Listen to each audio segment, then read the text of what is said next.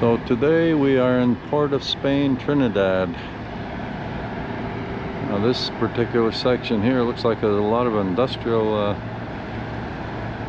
huge port for cargo.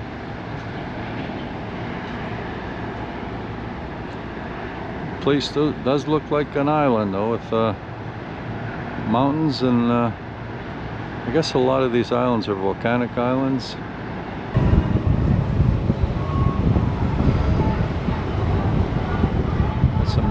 High-rises, office towers, I guess, and I'm not sure if there's any apartments, condos.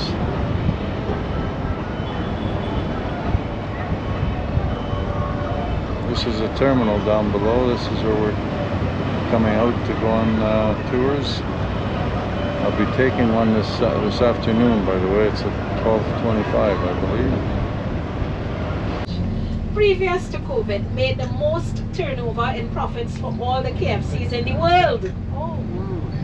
Because that KFC is normally open every day except Christmas. Now we have a lot of street dwellers, as you may observe, and all of them, they gather underneath this bank because this is one of the few places where there is an overhead. And they are addressing that situation currently for Trinidad. So the bird on the left, the red one, that is our scarlet ibis. There are two other birds on the black face of the shield. Those are our hummingbirds, of which we have 19 species on the island. And the bird on the right is the coquelicot, that is called the rufous vented chachalaca.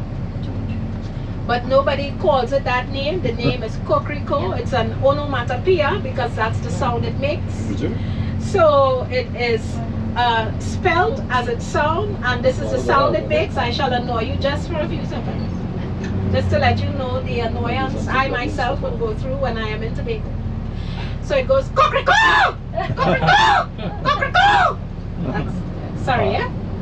But imagine that at 3 o'clock in the morning, which is the time they start.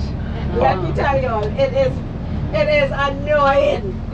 So one would start, as one say cockry, the other one start cock, and then they would just continue, and that whole chorus would go on.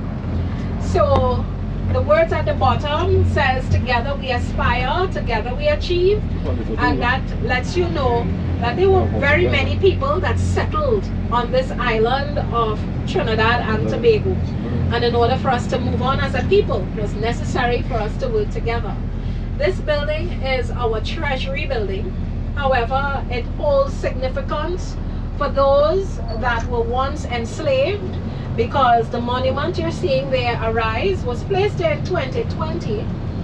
However, Trinidad is the first country in the world to recognize the emancipation of enslaved people, starting from the year 1985, where on the 1st of August, thousands of persons would gather at that spot in front of the Treasury building, where we do a reenactment of the Emancipation Proclamation, and then a procession takes place throughout the streets that will take you towards the northern side of the island, where we are going shortly to our savannah. This building here on your right side, Our left. oh sorry, your left side, is our Red House. Yeah. Our Red House is our seat of government, or our parliament building. And there, this is where our Prime Minister, opposition, and members of parliament would gather together to discuss the affairs of the country and lay legislation and so on. This spot was and is significant because all the government buildings were located here from the 1870s. First, they were constructed out of wood. There was a huge fire in 1895. It got burned down. They rebuilt it. When they rebuilt it, there was another fire in 1903, and they had to rebuild it again. And this is what was open to the public from the year 1907. So what you're seeing now is essentially what it looked like from 1907, except of course it has air conditioning units and so on and so forth, making it a little more modern. So that is our seat of government. On the opposite side, you are seeing our Hall of Justice. It houses our High Court, our Tax Appeal Board, as well as our Criminal Court. And the highest court of the land, though, is the Privy Council in England. Of Memorial Square, you are looking at our NAPA. This is the National Academy for the Performing Arts, NAPA. So it has a seating capacity for about 1,200 persons and a concert hall. When it was built, they primarily used Chinese money as well as labor to build this building. Now I only hope that they are paying their bill, because if we default on our payments, it will be owned by China. Yes, and this has happened in a few of the other countries in the Caribbean.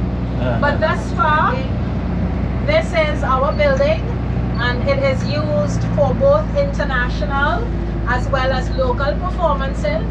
The first big part, first part here, is the concert hall. And the second part that we're coming to, that is the hotel. So there's a hotel along the other side, as well as classrooms for those that are involved in our art. It was built in 1904 by Daniel Hahn, who himself was a student of the school when it was at another location. It is said to be German Renaissance in its style, and they added an additional block in the 1940s. So this is a secondary school, and when we say secondary, the kids there, the boys, attend school from the age of around 11 to 12 until they are about 20 years old. Our system of education is similar to that of England. So you have those that are doing Form 6 or A levels, and that is why they would be in that school. So A levels is like the first 2 years of doing entering into college. So let's say college is for 4, they will do the 2 years in that one school. This is where the Archbishop, or rather the Bishop of the Anglican Church lived. This is called Hayes Court, and it reminds one of a country English chateau, and this is leased to the church for 999 years. Whoa! Yes, and this was one of, if not the last building to be constructed in the year 1910.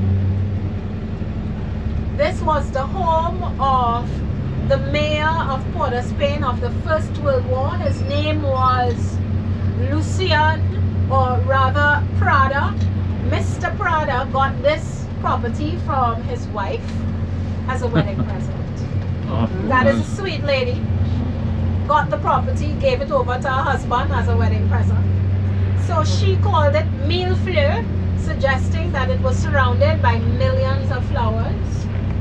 Ambard's house, Lucian Ambard, owned this property. He acquired it again in the early 1900s, built the home from materials that he got from France, from Spain, from Italy, and even in the forest towards the southern part of the island and even Guyana. And he lost it because he couldn't continue paying for it. So the family that owns it now is the Morgan family, and it is the only one of all the buildings that is privately owned. So we have the school, we have 2 residences that belong to the church. First the bishop, and this one is where the archbishop, this is called Archbishop's house. It is said to be Romanesque in its style because of the type of veranda that you're seeing. And still they have not taken down the crèche scene that is shaded by the tree that is in the neighbor's yard. The neighbor is our Prime Minister. This is the office of our Prime Minister. It is called Whitehall, and it was given the name Whitehall because the Americans, when they were here during the Second World War, this was their headquarters. They used white sandstone from Barbados in its construction.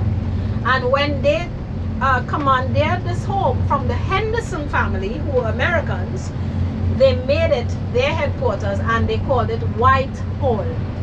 And it is actually the largest, say for the school, the largest of all the buildings. Last but not least is Stallmeyer's Castle or Killarney. This is designed after a wing of the Balmoral Castle in Scotland. And Mr. Stallmeyer, he was an abolitionist when he was in the United States, and he actually got run out of the United States. He came to Trinidad, made his money by purchasing property. He became friends with the governor, and he started planting estates of sugarcane as well as coconuts.